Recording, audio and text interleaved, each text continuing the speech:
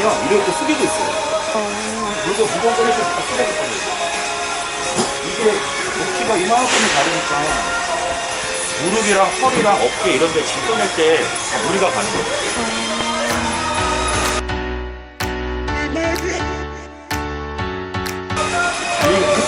이렇게 서 있어도 여름에는 이 안이 엄청 덥거든요. 이렇게 서가지고 무거운 꺼낼 때도 땀이 막 나는데 저강탑은 기어 들어가서 꺼내야 돼요. 기어 들어가요. 여름에는 뭐 땀이며 뭐 이런 거가 장난 아니에요. 여기 지금 탑차라고 하나요? 네. 탑차 안에 물건이 몇 개 정도 들어가 있는 거예요? 이게 뭐 지역마다 다 다른데 좀 짐이 큰 게 오거나 근데 보통 평균적으로 하면 한 300개 정도? 300개요? 네. 평균적으로 이런 하이타들, 이런 높은 타들. 그럼 300번을 배달하셔야 되는 거예요? 상업 군데 가야 되는 거예요. 근데 이제 저런 상대적으로 저렇게 낮은 탑은 양이 덜 실리는 거예요. 그만큼.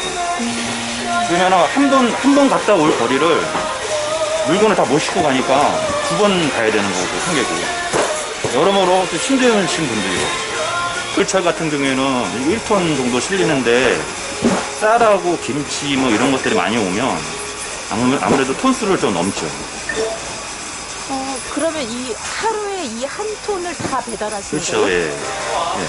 그럼 하루에 300군데를 가시는 그렇죠. 거예요? 예. 근데 물건이 이렇게 계속 나오잖아요. 이렇게 지금 차 앞에 있는 물건들이 이 분들이 다 배송할 물건들인 거예요. 그러니까 뭐 한 집에 여러 군데가 가는 경우도 있고 그렇지 않은 경우도 있고 하니까 실질적으로는 뭐 한 300개 이상 오면 뭐 한 250군데는 돌려야 된다는 거예요. 그게 하루에 다 소화가 돼요? 그러니까 바쁘죠. 택배 기사들이. 그러니까 택배 기사들이 일하시는 분들은 식사도 절대 못하고 선물조사 하는데 점심 식사 시간에 거의 10분 정도 하는 사람들이 되게 많아요. 아예 안 먹는다는 사람들이 많아요. 시간이 항상 쪼달리니까 여기 한진택배에서 근무하고 있고 요 광주터미널에 지회장을 맡고 있는 김상용이라고 합니다. 네. 시간 내주셔서 감사드려요. 네. 정말로.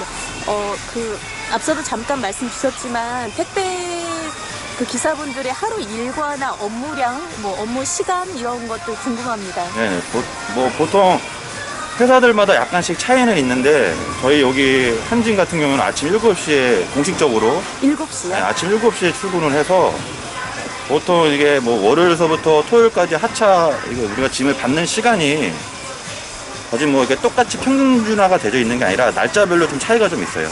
그래서 뭐 오늘 같은 날은 화요일인데 상대적으로 물건 양이 좀 많은 날이라 오늘은 하차 시간이 좀 더 길고 그만큼 물건 양이 많다는 거죠. 그럼 보면 보통 7시에 출근하시면 이렇게 하차 받는 작업을 한 4시간 정도로 해요. 4시간요? 좀 심한 데는 5시간 하는 데도 있고. 하차가 짐을 올릴 이렇게 우리가 지금 이렇게 짐을 받고 있는 이 작업을 하차 작업이라고 하는데 상차가 아니라 하차예요? 네, 상차는 이제 물건을 실어서 보내는 거. 그냥 하차 작업. 아. 이 작업을 지금 우리 같은 경우에는 지금 9시가 넘었는데 지금 7시부터 해서 2시간째 지금 하고 있는 거예요. 이게 4시간씩이나 걸려요? 네, 이게 그 날 온 물량이 하차가 다 마무리돼야 이제 작업이 끝나는 거예요. 이게 보통 한 4시간 정도 생각하시면 되고 다른 데는 뭐 5시간, 6시간 걸리는 데도 있어요. 그러면은 이제 예를 들어서 작업이 끝나고 물건 정리하고 밥 먹고 그리고 점심 식사하고 배송지에 가면 뭐 2시 막 이렇게 되는 거예요. 그러면 작업 마무리를 언제, 그러니까 하루 일과가 몇 시에 네, 끝나시는 저희 거예요? 택배 하시는 분들이 퇴근 시간이 없습니다. 출근 시간은 정해져 있는데 퇴근 시간이 없어요. 그래서 이 안에 있는 물건을 배송이 끝나면 퇴근하는 거예요. 그러면 보통 그래도 끝나는 시간이 있을 거 아니에요? 그러니까 대체적으로. 이게 예전에는 뭐 12시고 1시까지도 새벽에도 배송을 다 했는데 지금은 뭐 가로사 이런 문제로 인해 갖고 한진 자체 회사에서도 밤 10시 이후로는 일을 못하게 해요. 그 전산을 아예 막아버려요. 일을 못하게. 10시라고 해도 15시간인데요? 그렇죠. 그러면 보통 보면 오늘 같은 날 이런 날 이제 하시는 분들은 보통 뭐 13시간, 14시간씩 하는 거는 그런 분들이 되게 많고 이거는 그냥 참 이 택배 일만이 아니라 뭐 물류 쪽에 근무하신 분들이 거의 비슷할 거라고 생각해요. 작업 환경이 자기에게 주어진 거는 뭐 그날 다 처리를 해야 되니까 또 만약에 오늘은 물건을 안 하면 내일도 또 얼마큼의 오늘 물량이 올지를 모르니까 아, 일이 계속 쌓이는 그렇죠. 거예요? 만약에 내가 오늘 100개를 남기면 내일 300개가 오면은 물건이 400개가 되는 거예요. 그러면 쉬는 날은 어떻게 되시나요? 쉬는 날은 공식적으로 나라에서 정해준 공휴일만 쉽니다. 빨간 날짜. 빨간 날짜. 날이요? 네. 그러면 평일에 못한 걸 빨간 날에 채워야 되는 경우도 있나요? 그렇게 해도 돼요? 그렇게 하시는 분도 있죠. 지금 이제 평일날에 이제 물건량이 많고 늦게 끝나다 보니까 힘들다 보니까 이거를 이제 저희 속된 말로 저희들이 그 밀어치기라고 해요. 밀어치기. 예, 오늘은 물건을 다 못하면 내일로 또 미루고 또 내일 온 양이랑 이 양이랑 묶어서 또 하루씩 이렇게 밀어치기 하는 거예요. 양. 근데 그러다 보면 이제 주말 같은데 쉬는 날도 오셔서 하시는 분들도 계세요. 그러면 토요일이라고 해서 뭐 이렇게 뭐 단일 근무 이런 거 안 그런 건 아닌데 안 되시겠네요. 아예? 토요일도 정상적으로 똑같이 똑같이? 네, 똑같이 근무합니다.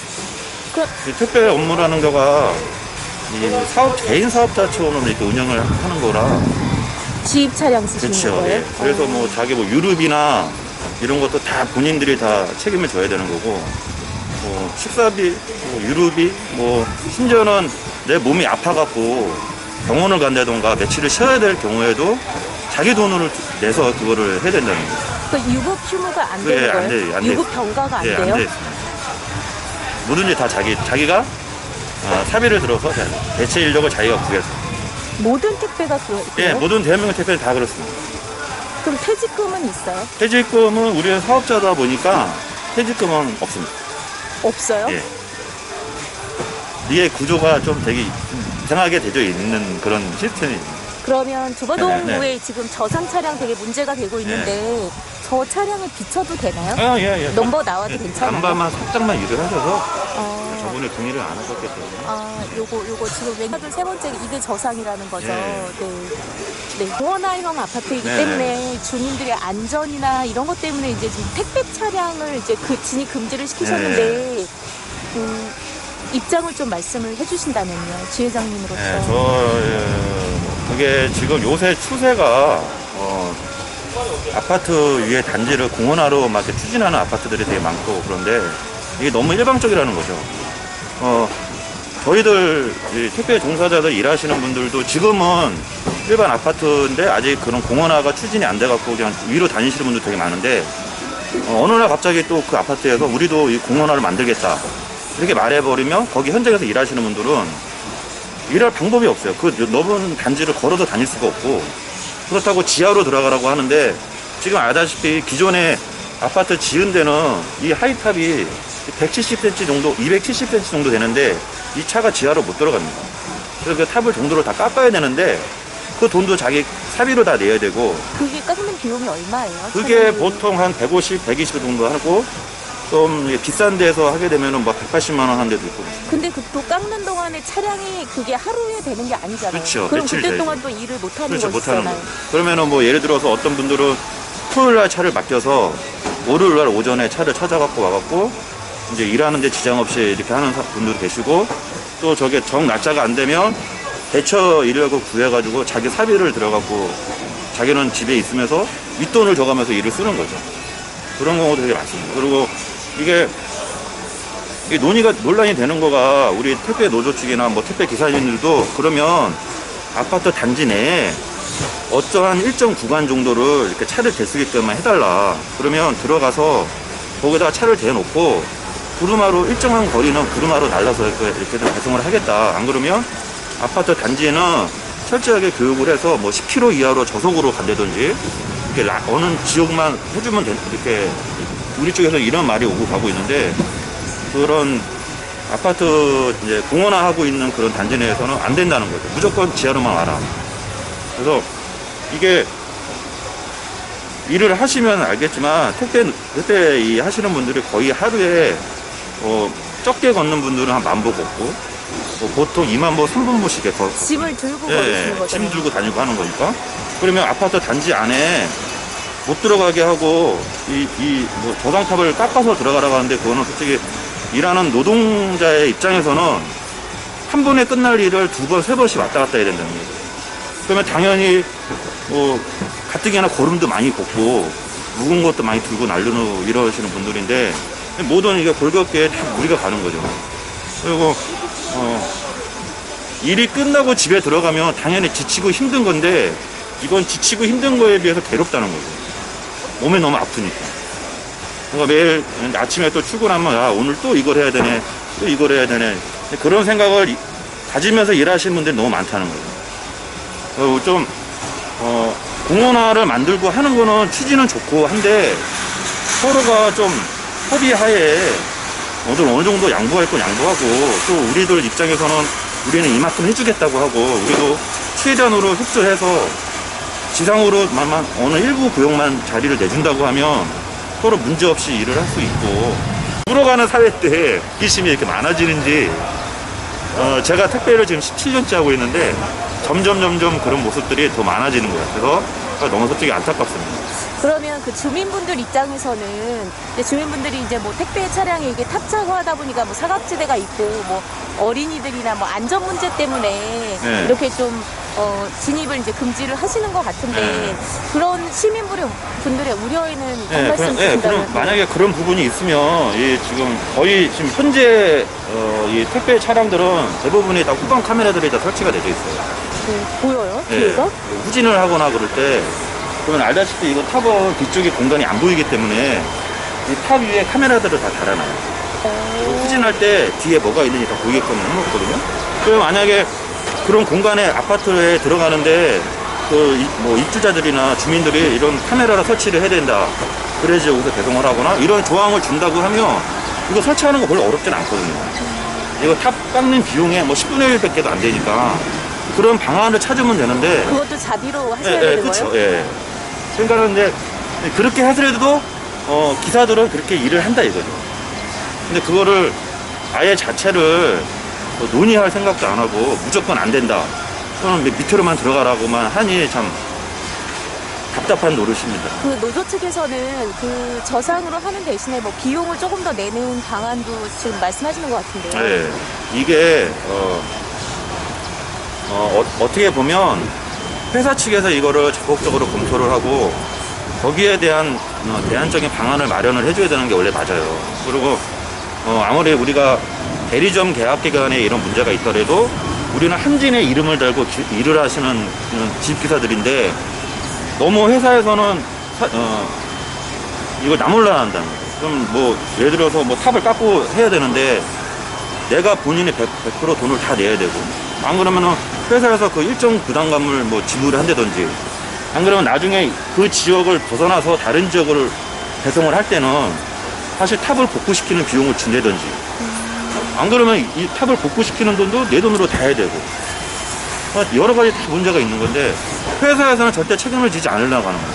그러니까 회사에서도 지금 이런 뭐 CJ, 롯데, 한진 뭐 다 똑같은 경우겠지만 회사에서도 어느 정도 이런 문제를 심각하게 여겨갖고 여기에 대처를 마련을 해줘야 된다는 거예요. 회사가 적극적으로 개입을 해서 이런 고독 불안 문제가 생겼을 때나 회사가 나서서 어떻게 협의를 보고 중간 단계 역할을 해줘야 되는데 회사 자체가 아무것도 안 한다는 거예요.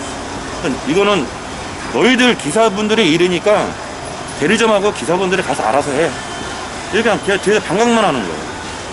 그 정부나 지자체에 전하고 싶으신 말씀은 이제 택배의 그 업무 이런 게 어떻게 좀 변해야 된다고 보세요, 지회장님? 일단은 이 문제에서도 지역 단체나 그리고 지자체 이런 데서 적극적으로 개입을 해서 이런 문제를 해결해 가야 되는 그런 노력이 솔직히 필요한 건 맞아요. 그리고 회사 자체에서도 투입을 해서 해야 되는 것도 맞고, 근데 택배 이 근로 환경이 최근에 들어서 조금씩 이제 변하고는 있는 거는 사실입니다. 그리고 지금 뭐 생활물약법도 그렇고 사회적 합의기구 논의하는 거 이런 거가 몇 년에 겹쳐서 지금 회의를 하면서 나타나고 있는 현실인데 아직도 갈 길이 너무 멀다는 거죠. 전체적으로 봐야 되는데 회사나 정부 측에서 내세우는 건 아직도 그래도 관행상 몇십 년 동안 해왔던 관행이 있으니까 계속 그거를 좀 하기는 하는데 계속 반감을 하는 거죠. 계속 밀어놓는 거예요. 그래서 조금 이런 문제들이 빨리 해결되려면 뭐 정부도 그렇고 사측도 그렇고 거기 안에 문제가 되어 있는 지방 자치단체 거기서도 대표자들이 모여서 이 문제를 어떻게 해결해 나갈 건지를 빨리빨리 논의하고 해야 되는데 너무 적극성이 없다는 거예요. 그러니까 정부랑 회사랑 그다음에 시민단체 이렇게 다 예. 택배기사님들이랑 다 주체들이 모여서 협의를 해야 된다는 그렇죠. 말씀이신 예, 거죠? 예. 그러면은 가장 보람될 때랑 가장 힘드실 때 부탁드릴게요. 가장 이제 기분 좋을 땐 내가 이 집에 배송을 가거나 할 때 물론 그 지역을 오래 다니니까 우리는 자주 가는 집들만 거의 대부분 가는데 그분들의 아이들이나 뭐 부모님들이나 이런 분들이 저를 알아요. 그러니까 내가 택배에 일하러 오는 사람들하고 자기네 집에 물건을 갖고 온다는 걸 알아요. 그러면 내가 물건을 두고 갔을 때 나랑 마주쳤을 때 되게 반가워하고 고마워요. 그리고 문도 막 열어주고 막 아저씨 고마워요. 그리고 막 손도 흔들고 이런 모습을 보면 되게 좀 보람되죠. 되게 보람되는데 또 한편으로는 힘들고 막 왜 우리를 왜 자꾸 이렇게 괴롭히지 하는 거를 느낄 때는 이제 이런 거죠. 뭐 고독식 이런 문제 생겼을 때. 그래서 우리는 여러분들은 편하게 물건을 시키시지 않냐. 그럼 우리는 그걸 갖다 주고 우리는 거기에 나오는 수입으로 우리가 이제 생활을 하는데 근데 너무 무시하는 경우도 되게 많고 아니 내가 왜 돈 주고 시켰는데 왜 빨리 안 갖다 줘. 막 이렇게 막 생떼 잡으시는 분들. 그러면은 거기에 대고 죄송합니다 하는 말을 계속 해야 되는 우리의 입장. 그런 거를 생각하면 참 뒤돌아서면 그럴 때가 제일 내가 이 일을 왜 하고 있자는 후회감이 들 때도 되게 많죠. 그러면 그 물건 분실했을 때 그 자비로 이렇게 충당하는 네네. 경우도 있다면서요. 그러니까 물건이 만약에 분실을 하거나 그러면 그거 100% 다 개인이 다 묻니다. 아무리 비싼 것도요? 이게 원래는 모든 택배사가 보상 기금이 있어요. 고가품이면 물건을 이제 이제 배송을 할 때 업체 측에서 이게 무슨 뭐 100만 원, 50만 원 이상 되는 물건이다. 그걸 표시를 해줘야 되는데 그 표시를 안 해주면 보상 금액에 만약에 물건 값이 100만 원인데 50만 원만 우려주게 되죠. 근데 뭐 보통 뭐 그렇게 비싼 물건들은 좀 덜한데 20만 원, 30만 원짜리 뭐 옷이라든지 뭐 귀금속 이런 거 분실하면은 그냥 택배 기사분들 다 물어줘요. 회사 측에서 전혀 물어주거나 그런 건 없습니다. 알겠습니다. 그러면 마지막으로 시민분들께 전하고 싶으신 말씀 있으시면 해주세요. 우리 택배 노동자분들이 지난 1년 코로나로 인해서 굉장히 많은 물량에 시달리고 해서 또 상대적으로 바로바로 돌아가신 분들도 되게 많았습니다. 작년 한 해. 네, 저희들은 또 어떤 분들은 코로나로 인해서 많은 물건량이 늘어났는데 되게 고맙다고 하시는 분들 되게 많습니다. 근데 앞으로는 이 택배 업계가 계속 성장을 할 거고 물건들도 더 많이 주문들 많이 하실 거라고 봅니다. 앞으로. 근데 같이 더불어 가는 사회인데 이기적인 좀 생활을 좀 안 하시고 우리도 같이 옆집에 사는 이웃이라 생각을 하시고 저 사람들도 한 가정의 집의 가장이자 한 엄마 아버지의 아들 딸인데 너무 허드레 일을 한다 생각하지 마시고 넓은 마음으로 이해해 주시고 더불어가는 사회를 만들어줬으면 좋겠습니다. 이상입니다. 네, 그럼 마무리할게요. 네.